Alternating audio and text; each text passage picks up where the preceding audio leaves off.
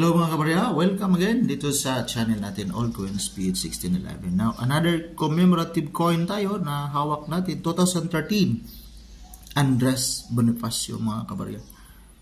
So, not in good quality na yung hawak nating barya. Ganun pa man, ito yung bibigyan natin ng update kung magkano yung value sa year 2013 na may good quality. Diretso na tayo kasi yung video natin sinubukan nating mas paikliin para hindi po masayang yung oras po nyo.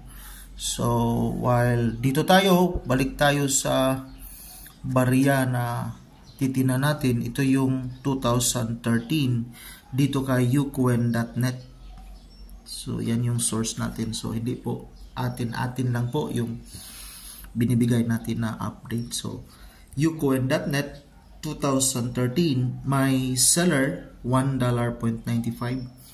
So international pa rin yung ucoin.net, except yung sa atin yung in.numista.com at saka yung Carousel PH.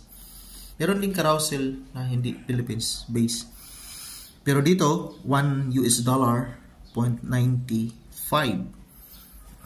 Tingnan natin kay in.numista.com, ito yung value niya. So very fine.